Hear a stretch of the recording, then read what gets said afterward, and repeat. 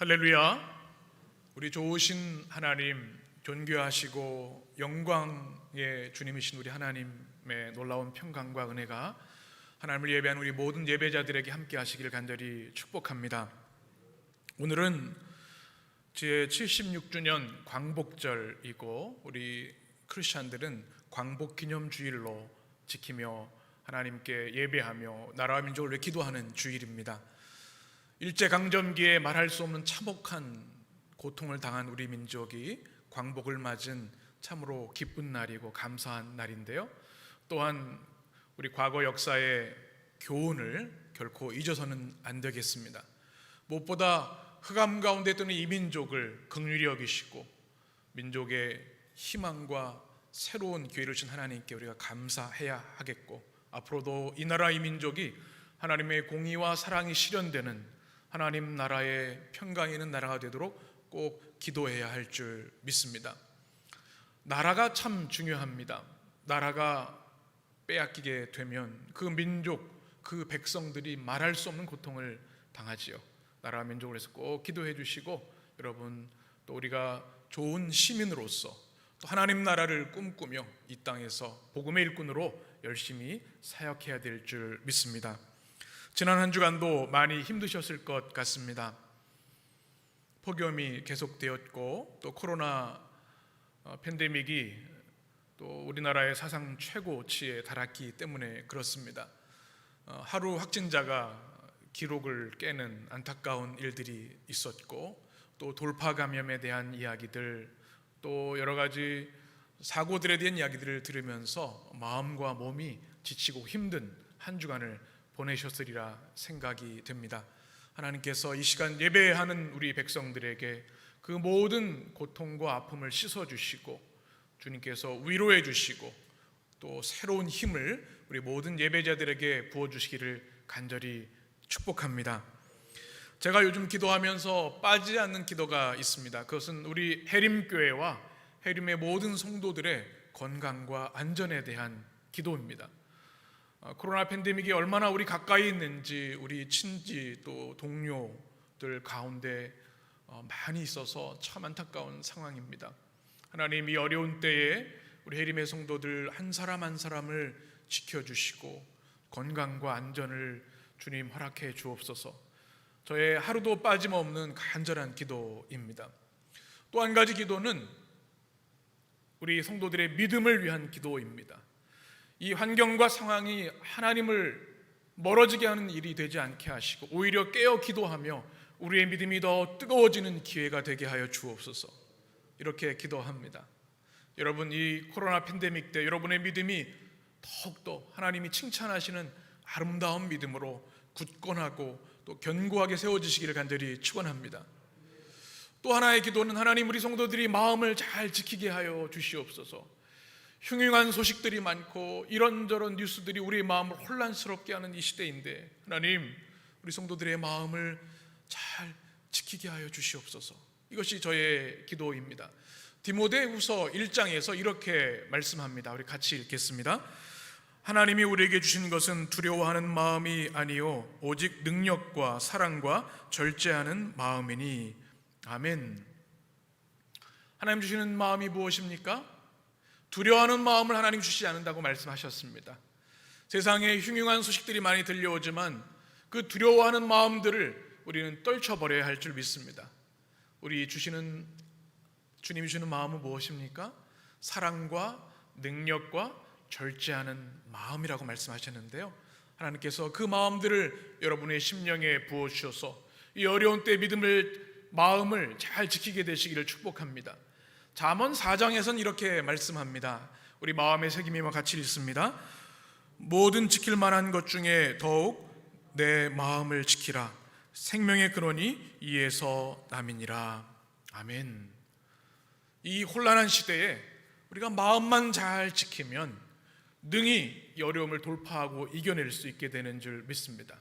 두려워하는 마음이 아니라 마음을 잘 지켜서 하나님이 주시는 사랑과 능력과 절제의 마음이 여러분 가운데 임하여서 이 어려운 시대를 이기게 되시기를 축복합니다. 오늘 우리가 나누는 복 있는 사람 6번째 시간, 팔복의 말씀 주제도 마음입니다. 예수님께서 친히 산상에서 제자들과 많은 무리들에게 복 있는 사람이 어떤 사람인가, 마카리오스, 인간이 누릴 수 있는 최고의 지복이 무엇인가를 하나하나 우리에게 말씀하며 가르쳐 주셨는데요, 바로 어떤 자가 복 있는 자인가, 오늘 우리에게 주는 말씀을 다시 한번 마음에 새기며 읽습니다. 8절, 마음이 청결한 자는 복이 있나니 그들이 하나님을 볼 것이며. 어떤 자요? 마음이 청결한 자. 마음이 청결하다는 것은 무슨 의미일까요? 먼저 마음의 의미를 우리가 살펴보아야 합니다. 우리가 마음이라는 말을 참 우리 일상에서 많이 쓰는데요, 사전적 의미는 이렇습니다. 감정이나 생각, 기억이 깃들이거나 생겨나는 것, 무엇을 하고자 하는 뜻, 마음을 쓰는 태도, 사람의 내면으로부터 일어나는 감정과 심리를 말합니다. 성경에서 오늘 예수님이 하신 단어는 카르디아라고 하는 단어입니다. 헬라어 카르디아, 이 마음은 마음, 심장, 이런 의미를 가지고 있습니다. 더 깊이 들어가면 영적인 삶의 중심, 생각과 열정과 사랑의 발원지로서의 마음을 말합니다. 사람이 알고 느끼고 결정하는 지, 정, 의, 이 세 가지 기능을 하는 내면의 중심을 말하고요, 특별히 성경에서 이 카르디아라는 단어는 하나님을 만나고 깊이 교제하는 그런 우리 내면의 가장 깊은 곳을 말합니다. 이 마음이 중요한 것이죠. 그러면 청결하다고 하는 것은 무엇일까요? 청결을 사전은 이렇게 정의하고 있습니다. 맑을 청, 깨끗할 결자를 쓰면서 깨끗하고 말끔함이라고 정의하고 있고, 영어로는 clean, hygiene, neatness, purity라는 단어를 씁니다. 그런데 주님이 말씀하시는 이 청결함, 이것은 카타로스라고 하는 헬라어로 쓰여져 있는데요, 청결, 깨끗함이라는 뜻입니다. 성경에는 세 가지 청결의 의미가 있습니다. 첫 번째는 외적인 청결입니다. 이것은 율법적으로 또는 도덕적으로 윤리적으로 깨끗한 삶, 이것을 외적인 청결이라고 하죠. 두 번째는 제의적 청결입니다. 하나님께 예배 드릴 때 제물이 어떠해야 돼요? 흠없고 깨끗한 것을 드려야 합니다. 우리가 흠있고 더러운 것으로는 하나님께 나아갈 수가 없어요. 이것을 제의적 청결이라고 합니다. 근데 주님이 오늘 말씀하시는 이 청결의 의미는 이 의미를 넘어서는 우리 내면 깊은 곳에 깨끗함, 청결을 말씀하고 계신 겁니다. 마음이 청결한 자, 우리의 본질, 가장 깊은 내면이 깨끗한 자가 되어야 한다고 주님이 말씀하고 있습니다. 그러면 마음이 청결한 자가 성경적으로 과연 어떤 의미일까요? 첫 번째, 한번 자막을 보며 따라하겠습니다. 마음이 깨끗한 사람. 마음이 청결한 자는 마음이 깨끗하다는 뜻을 가지고 있습니다. clean heart라고 할 수 있어요. 우리 영어로 얘기를 하면. 요즘 가장 큰 이슈가 되는 것이 청결입니다. 특별히 환경 오염에 대한 이야기들을 우리는 심각하게 받아들이고 있습니다. 지구온난화로 인해서 지구 곳곳이 지금 신음하고 큰 자연재해를 맞고 있는데요, 그 원인이 환경 오염, 하나님이 주신 이 아름다운 창조 세계를 인간이 파괴함으로 인해서 발생되는 많은 문제들을 지금 우리는 당하고 있습니다. 특별히 그 중에 하나는 공기 오염이 있죠. 우리가 매일 숨쉬는 이 공기가 참 중요합니다. 그런데 이 오염되어 있어서 우리가 얼마나 고통을 당하는지 몰라요. 황사가 있죠. 미세먼지들이 있죠. 이 코로나 이전에도 우리는 마스크를 써야 하는 그런 상황들이 있었습니다. 몸이 심각하게 안 좋은 분들은 그래서 우리 산으로 또 자연 가까이로 가서 깨끗한 공기를 인해서 회복되기를 기대하는 일들을 우리는 기억을 합니다. 물도 마찬가지죠. 물이 오염되어 있어서 심각한 질병들을 발생시키고 있습니다. 특별히 아프리카, 깨끗한 물을 얻기 힘든 이 지역에서는 이 깨끗한 물을 구하는 것이 생명이 달린 중요한 문제가 되었습니다. 또 한 가지 중요한 문제는 이 바이러스 문제입니다. 지금 인류를 가장 크게 위협하는 것이 이 바이러스죠. 우리 코로나 바이러스의 공식 명칭이 코비드-19입니다. 코로나 바이러스 디지즈죠. 19. 이 바이러스가 우리 일상에 큰 위협, 생명의 위협을 주고 있다는 것이죠. 제가 15년 전에 시카고에서 유학을 하고 목회를 할 때만 해도 이 우리 손 세정제, 핸드 세니타이저라고 하는 것이 굉장히 낯설었었습니다. 미국에 갔는데 가는 곳마다 이 손 세정제가 있는 거예요. 우리 뭐 아이들 초등학교에 가도 그렇고 또 뭐 커뮤니티 센터라든지 일반 몰에 가도 있는 겁니다. 그래서 뭐 이렇게 신경을 쓰나. 다양한 나라에서 다양한 음식들 또 다양한 사람들이 모여 살다 보니까 이 바이러스들이 굉장히 많아서 그것이 굉장히 치명적인 위협이 되었던 것 같습니다. 우리나라에만 그러지 않았는데 이제 코로나 바이러스가 들어오고 나서는 우리 일상에 다 손세정제를 써요. 교회도 그렇고 일반 가정에서도 그렇고 어느 곳에서든지. 이 바이러스의 위협이 참 큰 거죠. 우리가 깨끗함을 유지해야 되는데 바이러스가 우리 가운데 공격을 하면 우리 생명에 위협을 준다는 것입니다. 그래서 우리가 살아가는 데 있어서 가장 중요한 문제 중에 하나가 이 청결, 클린 이런 이슈가 된 것이죠.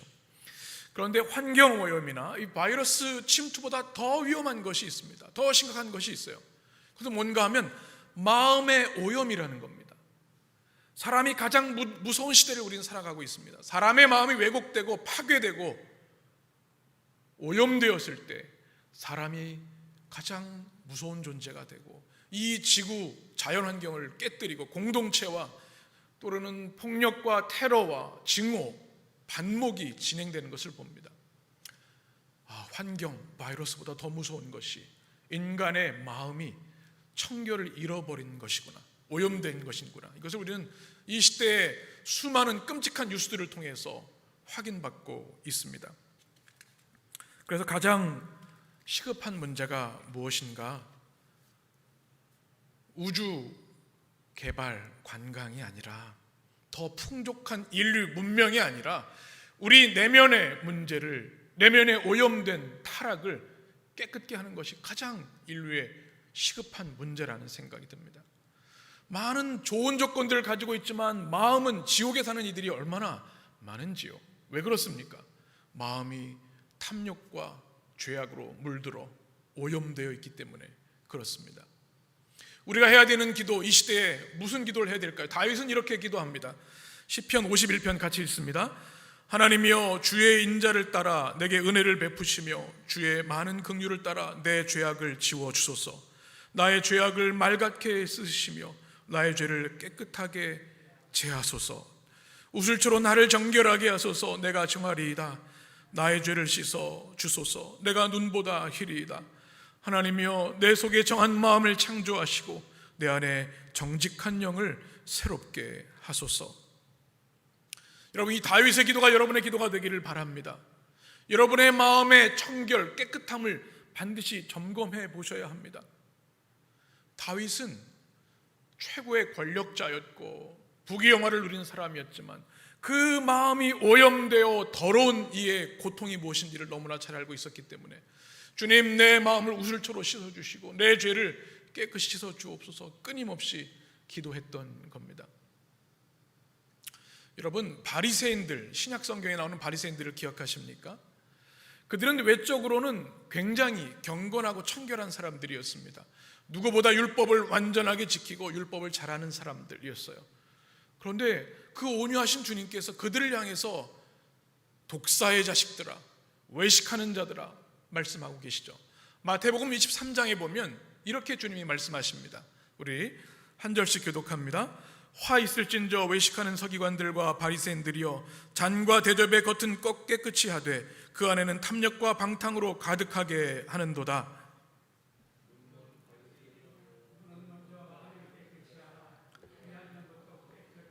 함께 화 있을진저 외식하는 서기관들과 바리새인들이여, 회칠한 무덤 같으니 겉으로는 아름답게 보이나 그 안에는 죽은 사람의 뼈와 모든 더러운 것이 가득하도다.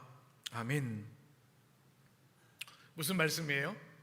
겉으로 외적 청결은 있었습니다. 율법을 잘 지켰어요. 그런데 그 내면 깊은 곳에 온갖 탐욕과 또 정죄와 교만이 가득 차 있었습니다. 그래서 회칠한 무덤이다. 겉은 깨끗합니다. 근데 그 안에는 죽은 시체가 썩어 그 냄새가 진동하는 거죠. 혹시 우리의 마음이 이런 것은 아닌가? 우리는 이 말씀을 통해 점검해 보아야 합니다. 마음이 불결한 자의 모습, 이것이 바리새인이었습니다. 그런데 예수님께서는 이와는 반대로 칭찬하는 한 사람이 있습니다. 요한복음 1장에 보게 되면 니고데모라는 사람이 등장하는데 주님이 이렇게 말씀하십니다. 같이 예수께서 나다나엘이 자기에게 오는 것을 보시고 그를 가르쳐 이르시되 보라 이는 참으로 이스라엘 사람이라 그 속에 간사한 것이 없도다. 아멘. 나다나엘을 보시고 뭐라고 말씀하세요? 그 안에 간사한 것이 없도다. 이것이 무슨 말씀이냐면 그 마음이 참 진실하고 깨끗하구나 라고 하는 말씀입니다. 우리 주님은 우리의 마음 중심을 다 꿰뚫어 보시는 주님이십니다. 주님이 어떤 성도들을 기뻐하실까요? 성경 66권을 다 암송하고 율법적으로 완벽한 사람을 기뻐하실까요? 깨끗한 마음으로 나다나엘처럼 하나님 앞에 나아가는 그 깨끗한 마음을 하나님은 기뻐하심을 우리는 반드시 기억해야 될 줄 믿습니다. 우리 교회 성도들을 향한 기도가 그것입니다. 하나님, 우리 성도들 마음이 깨끗한 성도들이 되게 해 주십시오. 이 마음이 청결한 자, 마음이 깨끗한 자, 이것이 여러분의 기도가 되시기를 축복합니다. 디모데후서 2장에 보면 21절에 깨끗한 그릇에 대한 말씀을 합니다. 금그릇, 은그릇이 있지만 그것이 더러워지면 아무 의미가 없어요. 하나님께 쓰임받는 그릇은 어떤 그릇이에요?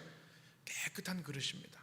우리 해림의 모든 성도들이 하나님 앞에 깨끗한 그릇들이 되셔서 마음이 청결한 자의 복을 누리게 되시기를 간절히 축원합니다. 두 번째, 마음이 청결한 자는 어떤 자인가? 우리 자막을 보며 같이 읽겠습니다. 마음이 순수한 사람,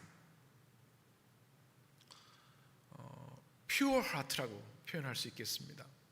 여러분 자막을 한번 보시면요, 세계에서 가장 비싼 다이아몬드가 여러분 뭔지 아십니까?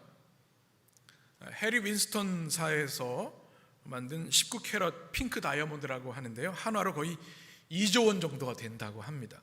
이 작은 보석이 뭐 이렇게 비쌀까요? 우리 여러분 생일 선물로 하나씩 받으셨으면 좋겠어요. 우리 해림 성도들은 너무 비싸죠. 작은 것 같은데. 이 다이아몬드의 가치를 결정하는 네 가지 기준이 있는데 그것을 4C라고 합니다. 하나는 컬러죠. 색깔이 중요합니다. 그 다음에 클래리티, 이거는 투명도. 그 다음에 커튼, 연마도를 보는 거고요. 캐럿은 중량을 얘기하죠. 이 중에서 가장 중요한 게 뭐냐면 클래리티입니다. 투명도. 이것은 바로 순수의 결정체가 최고의 가치를 인정받는다는 것입니다. 여러분, 우리의 마음도, 우리 신앙도 마찬가지입니다. 위대한 신앙의 업적을 가진 자가 하나님께 큰 자가 아니라 이 클래리티, 투명하고 순수한, 다른 것이 섞이지 않는 순수한 믿음, 그 마음을 가진 자를 하나님은 기뻐하시고 영광 받으시는 줄 믿습니다. 그것이 마음의 청결한 자입니다. 유명한 세계적인 영성가 앤소니 드멜로라는 분이 쓴 책 중에 개구리의 기도라는 책에 재미있는 우화가 하나 나옵니다. 제가 소개해 드리죠. 어느 날 하나님께서 천사들을 불러 모으시고 이렇게 이야기를 하십니다. 내가 오늘 그 어느 때보다도 가장 아름답고 강력한 기도를 들었다. 누가 이 기도를 하는지 가서 좀 알아보도록 하여라. 천사들이 지상에 내려왔습니다. 그랬더니 한 소년이 무릎 꿇고 기도하고 있었습니다. 이 소년은 정신연령이 아직 유아에 머물러 있는 온전하지 않은 그런 소년이었습니다. 누구보다 하나님을 사랑하고 기도하기를 원하여서 하루는 수도원에 가서 수사에게 기도하는 법을 배웠습니다. 한 달 동안 매일 연습하고 배웠습니다.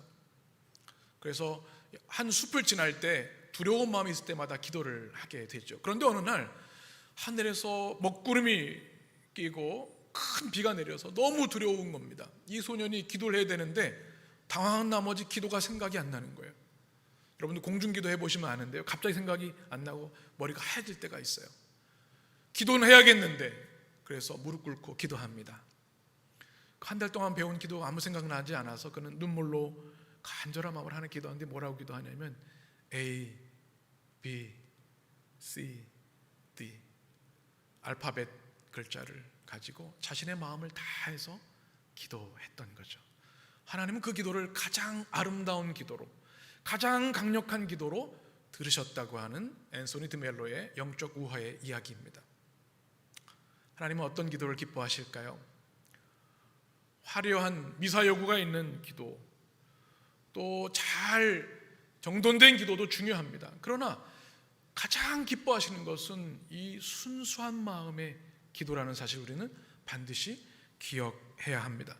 조지 뮬러를 기억하십니까? 5만 번 기도 응답을 받은 이 조지 뮬러의 기도가 그랬습니다. 고아원을 운영하다가 빵이 떨어진 거예요. 어떻게 기도해요? 하나님의 아이들이 지금 굶고 있습니다. 빵을 좀 주십시오. 그러면 그 새벽, 그 아침에 하나님의 도움의 손길로 어떤 회사에서 빵을 갖다 주는 이런 수많은 기도의 응답의 간증들이 그에게 있었는데, 그의 기도의 모습도 이 순수한 기도의 모습이었습니다. 제가 가장 사랑하고 존경하는 권사님이 계신데 바로 돌아가신 저희 친할머니 있습니다. 고 임정순 권사님, 93세, 몇 년 전에 소천하셨는데 손주인 저를 보면 아이고 주의 종이 오셨네요. 제가 몸둘 바를 모를 정도로 얼마나 사랑해 주셨는지 몰라요. 그 고령에도 교회에 가시면 주의 종들을 얼마나 잘 섬기고 또 봉사했는지 몰라요. 예배하는 모습, 기도하시는 모습, 찬송하는 모습이 지금도 눈에 선합니다. 마지막 돌아가시기 전 성경책을 이제 보게 되는데 주일을 앞둔 날이었습니다. 보니까 깨끗한 헌금 봉투에 주일 헌금 10의 1조 감사 헌금을 딱 성경책에 넣고 그리고 하나님 나라로 가셨어요. 얼마나 도전이 되고 감동이 되는지, 혹시 이런 순수한 믿음을 내가 잃어버린 것은 아닌가? 저도 감동이 되는데 하나님은 얼마나 그 믿음을 기뻐하셨을까 생각하게 되었습니다. 마음이 청결한 것이 무엇입니까? 이렇게 깨끗하고 순전한 믿음을 말하는 겁니다. 오늘 8절 말씀을 영어 성경은 모두 마음이 청결하다는 단어를 pure라고 하는 단어로 쓰고 있습니다. 자막을 보시면 KJV, King James Version, NIV에 보면 Blessed are the pure in heart, the pure라고 말씀하고 있고요. 또 NLT 성경에도 Whose hearts are pure, 다른 것이 섞이지 않은 순수의 결정체, 그 마음이 순전한 자, 그 자가 마음이 청결한 자라고 성경은 분명히 이야기하고 있습니다. 여러분, 어떤 믿음의 모습, 어떤 마음을 가지고 살아가고 계십니까? 앤소니 드멜로가 얘기했던 이 개구리 같은, 또 소년 같은 그 기도의 모습, 조지 뮬러의 모습, 여러분 이 순수한 믿음을 회복하는 여러분 되시기를 축복합니다. 마음이 청결한 자는 어떤 사람인가? 한번 따라 하겠습니다. 같이 읽습니다. 두 마음을 품지 않은 사람, one heart, 나눠지지 않은, 두 마음을 품지 않은 사람. 여러분, 한눈 팔다라고 하는 말을 우리가 씁니다. 요즘 이 교통사고 원인 중에 하나가 그 스마트폰을 자꾸 조작하다가 사고가 많이 난다 그래요. 운전할 때는 어떻게 해야 돼요? 전방 좌우를 잘 주시해야 되는데 다른 것 한눈 팔다 보면 사고가 나는 겁니다. 근데 우리 인생에 이런 경우들이 참 많아요. 여기서 마음이 청결하다는 단어는 두 마음을 품지 않는다는 겁니다. 세상과 하나님 아니라 오직 하나님을 향한 하나의 마음을 품는 것이 마음이 청결한 자의 마음이라는 것이죠. 제가 켄 시걸이라는 사람의 미친 듯이 심플이라는 책을 지난달 읽었습니다. 책 제목이 재밌죠? Insanely Simple이라는 단어입니다. 우리 청년 사업하는 청년 중에 하나가 추천해줘서 바로 사서 읽었는데 얼마나 재밌게 읽었는지 몰라요. 스티브 잡스, 또 애플, 경영의 가장 유명한 책, 중요한 책이라고 하더군요. 이 핵심은 뭔가 하면 단순화하는 것에 있다는 겁니다. 이 기업의 생존에도 말이죠. 그런데 이것은 우리 영적인 원리에도 분명히 적용이 됩니다. 우리의 믿음이, 우리의 마음이 분산되면 하나님께 집중할 수가 없습니다. 우리의 삶을 심플 라이프로 단순하게 해서 하나님께 집중할 때 우리는 마음이 청결한 자의 삶을 살 수 있다는 것이죠. 하나님을 바라봐야 되는데 사람을 보면 시험에 빠집니다. 하나님과의 관계에 최우선을 다해야 되는데 이것저것 다른 것 마음을 빼앗기면 우리의 믿음이 하나님을 향할 수가 없는 거죠. 영적 집중력이 중요합니다. 여러분, 기도하는 시간에도 어때요? 우리의 마음이 흩어지면 10분도 기도할 수 없습니다. 매일 성경 읽는 우리 성도들 열심히 말씀, 그 집중력이 필요해요. 영적 집중력이. 그 시간만큼은 하나님의 말씀에 온전히 집중할 때 투명한 마음, 청결한 마음이 우리 안에 부어지는 거죠. 우리 성도님들은 거룩한 집중력이 있으셨으면 좋겠습니다. 토마스 아퀴나스의 그리스도를 본받아라는 책이 있습니다. 불후의 명작이죠. 제가 다시 한번 요즘 읽고 있고 이제 우리 해림 오디오북을 통해서 여러분에게 낭독해서 들려드리려고 하는데요. 한 구절 한 구절이 얼마나 은혜가 되는지 몰라요. 성경 이외에 가장 사랑받는 책인데요. 그가 이런 이야기를 합니다. 마음이 단순해질수록 사람은 애쓰거나 수고하지 않아도 더 많은 것들과 더 깊은 것들을 깨닫게 됩니다. 그런 사람은 위로부터 오는 명철의 빛을 받기 때문입니다. 그의 마음은 순전하고 단순하며 견고해서 많은 일을 하여도 흐트러지지 않습니다. 왜냐하면 그런 마음은 모든 일을 하나님의 영광을 위하여 하고 전혀 자기 자신의 유익을 구하려 하지 않기 때문입니다.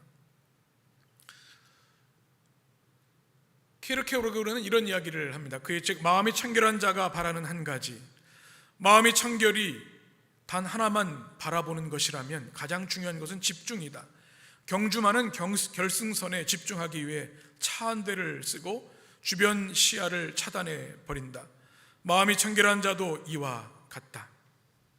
사진을 한번 보시면 경주마들이 결승 지점을 향해서 질주하지 않습니까? 그런데 눈을 자세히 보시면 차 한 대가 있습니다.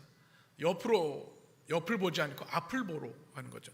이 키르케고르라는 사람이 마음이 청결한 자는 이렇게 하나님을 향해 집중하는 자, 마음이 나뉘지 않은 자, 두 마음을 품지 않은 자가 청결한 자라고 말씀하고 있습니다.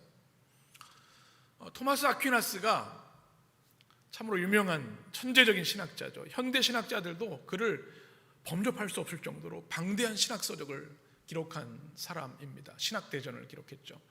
그의 전해지는 이야기에 의하면 그가 임종을 앞두고 하나님의 음성을 듣습니다. 토마스, 하나님의 음성이죠. 내가 이 땅에 있는 동안 나에 대해서 참 좋고 귀한 책들을 많이 기록해 주었구나. 참 고맙다. 내가 너에게 어떤 보상을 주면 좋겠니? 물으셨을 때 토마스 아퀴나스는 임종을 앞두고 이렇게 고백을 했다고 합니다. 주님이면 충분합니다. 주님만을 원합니다. 이 대신학자의 고백이 바로 하나님을 향한 한결같은 마음, 청결한 마음이라는 것이죠. 오직 주님뿐입니다. 오직 주님만을 원합니다. 이 마음이 여러분 가운데 있게 되기를 축복합니다. 야고보서 4장 8절에 이렇게 우리에게 말씀합니다. 같이 읽습니다. 하나님을 가까이 하라. 그리하면 너희를 가까이 하시리라. 죄인들아 손을 깨끗이 하라. 두 마음을 품은 자들아 마음을 성결하게 하라. 이 말씀에 여러분이 아멘이 되시기를 간절히 축복합니다. 마음이 청결한 자, 이렇게 clean heart, 또 pure heart, one heart를 가진 이들에게 주는 주님의 놀라운 축복, 마카리오스의 복이 무엇입니까? 8절 말씀을 다시 한번 읽습니다. 마음이 청결한 자는 복이 있나니 그들의 하나님을 어떻게 해요? 볼 것이며. 하나님을 뵙는다는 것은 우리 인간이 누릴 수 있는 최고의 영광과 축복이죠. 우리가 유명한 분, 또 훌륭한 분을 만나면 어떤 인사를 하죠? 만나 뵙게 되어서 영광입니다. 이런 인사를 해요.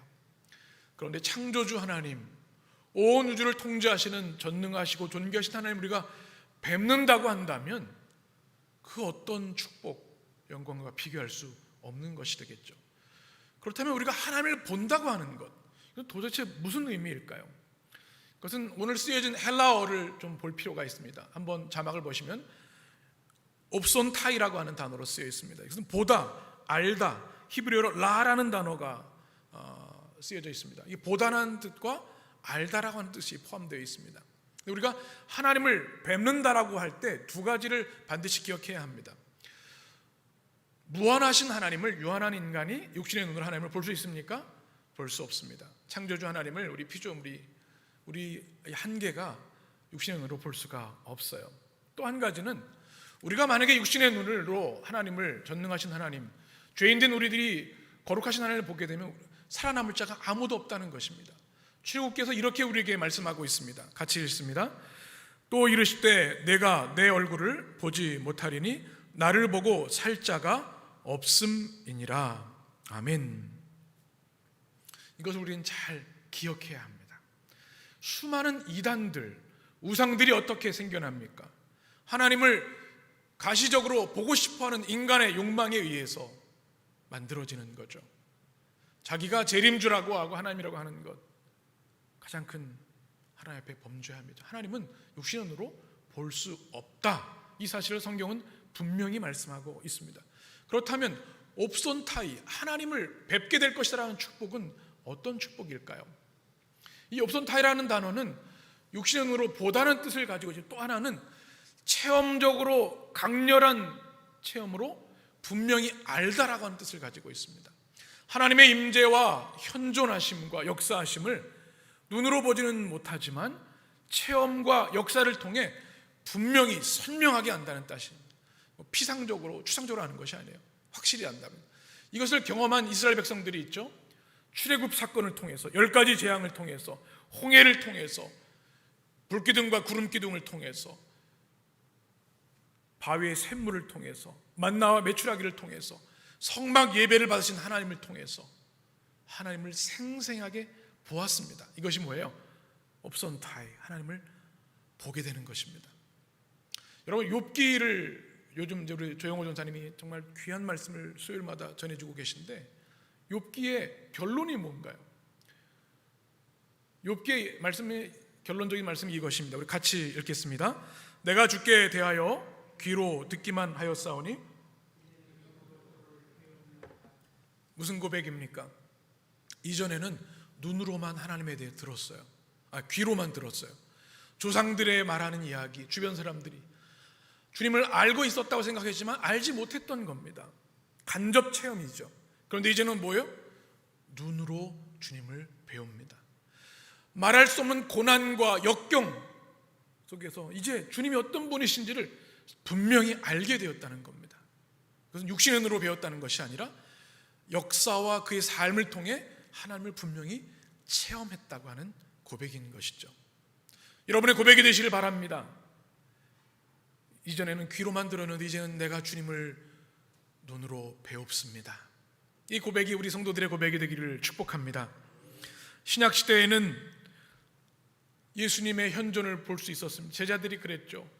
전능하신 하나님이 인간의 몸을 입고 오셔서 하나님을 육신의 눈으로도 볼 수 있었습니다.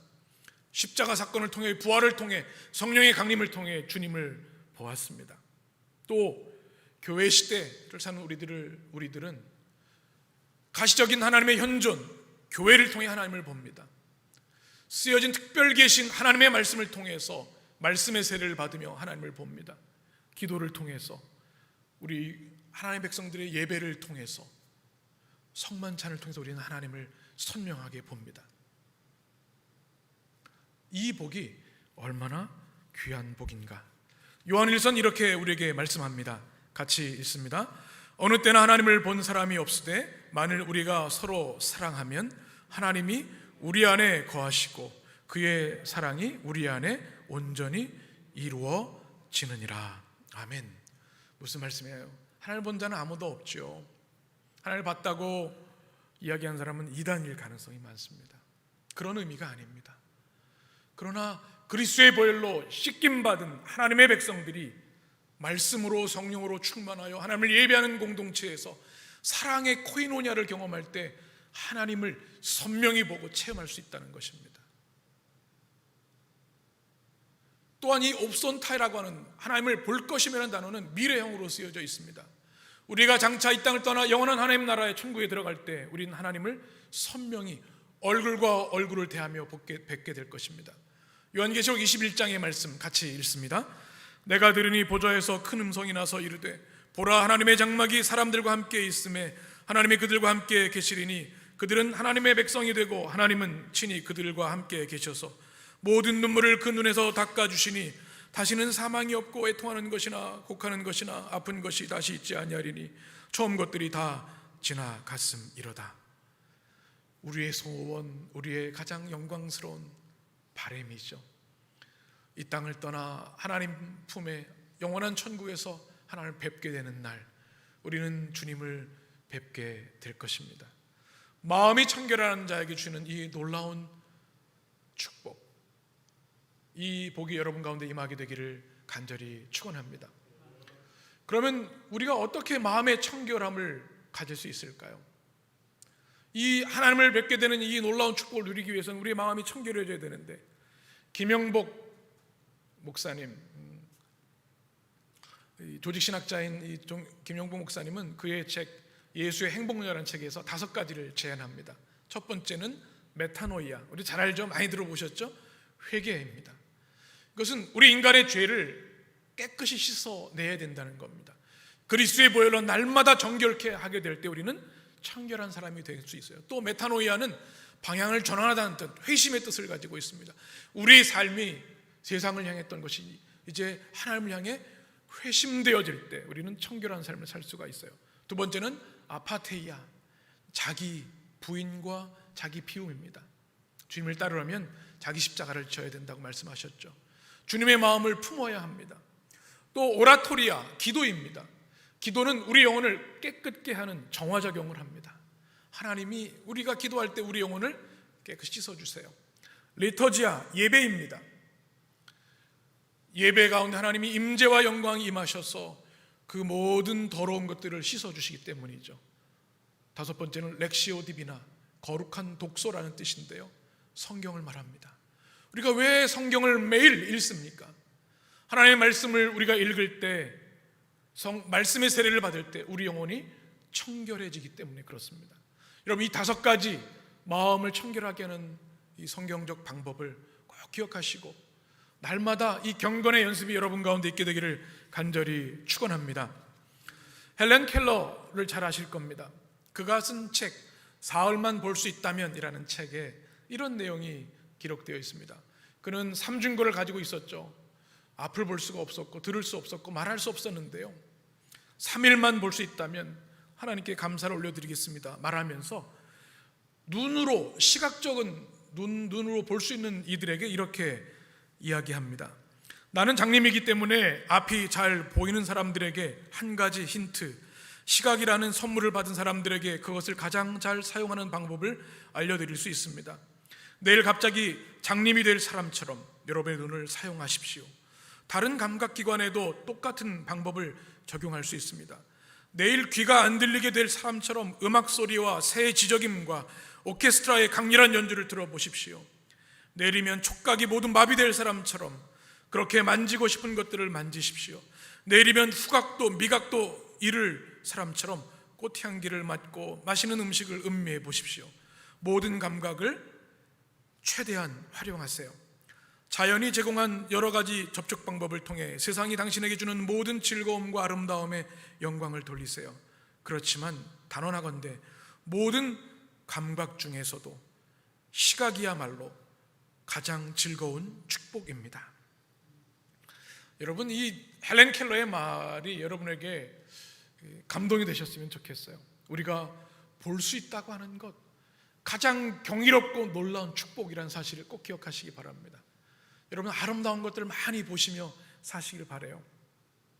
그런데 그 무엇보다 가장 영광스러운 것, 우리를 사랑하시고 전능하시고 존귀하신 사랑의 하나님을 배움는 삶, 매일 그 하나님을 뵙는 삶은 얼마나 행복한 삶입니까? 제가 나중에 해림 오디오북 중에 꼭 한번 또 낭송하여 여러분에게 들려드리고 싶은 책 중에 하나가 로렌스 형제의 하나님 임재 연습이라는 책입니다. 우리 크리스천들의 필독서 중에 하나입니다. 프랑스에 태생한 이 로렌스 형제는 전쟁에서 장애를 잃고 오직 하나님을 향해 살기로 결심하고 수도원에 들어갑니다. 평수사였습니다. 그에게 주어진 일은 말씀을 연구하거나 필사하거나 예배하는 일이 아니었습니다. 주방에서 팔을 다듬고 감자를 깎고 청소하는 일이었습니다. 그런데 그의 얼굴에는 광채가 있었습니다. 왜요? 그는 부엌에서 하나님의 얼굴을 보았습니다. 그리고 식사를 하는 수도사들의 얼굴에서 하나님을 보았습니다. 그들이 기도하는 모습을 통해서 하나님의 임재를 보았던 거죠. 20년이 훌쩍 지나서 새로운 수도 원장을 세워야 할 때 수도사들은 만장일치로 이 로렌스 형제를 수도 원장으로 추대했습니다. 평수사가 허드렛 일을 하고 요리를 하는 자가 수도 원장이 된 일이 없었는데 그의 하나님의 얼굴을 배우는 삶, 코람데오, 하나님 앞에 살아가는 그의 거룩하고 존귀한 삶을 본 그들은 그를 만장일치로 수도 원장으로 세운 것이죠. 이것이 마음이 청결한 자의 삶입니다. 사랑하는 여러분, 어떤 목표와 기대와 바람이 있으십니까? 오늘 예수님이 우리에게 주신 말씀, 마음이 청결한 자는 복이 있나니 그들이 하나님을 볼 것이요. 이 말씀이 여러분 가운데 새겨지시길 바랍니다. 마음의 청결함이 여러분의 한 가지 소원이 되시기를 바랍니다. 우리 눈에 무엇이 들어가고 더러워지면 볼 수가 없어요. 시력이 약해져도 선명하게 볼 수가 없어요. 영적인 시력을 회복해야 할 이때입니다.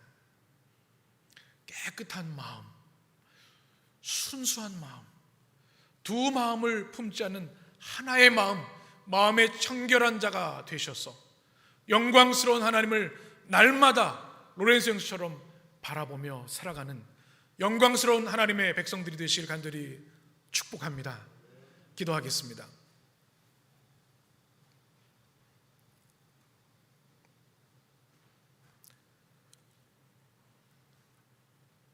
사랑의 주님, 마음이 청결한 자가 되기를 원합니다. 우리 안에 있는 모든 더러운 것들, 우리의 죄악, 불순물들을 우리 주님의 보혈로 깨끗이 씻겨 주옵소서.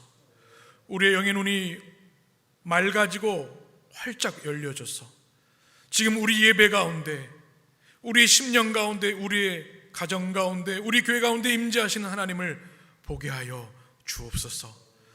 코람데오, 날마다 하나님의 임재와 영광을 바라보며 로렌스 형제처럼 우리의 부엌이, 우리의 일터가, 우리 가정이 하나님의 성전되는 놀라운 축복 누리게 하여 주옵소서. 예수님의 이름으로 기도합니다. 아멘.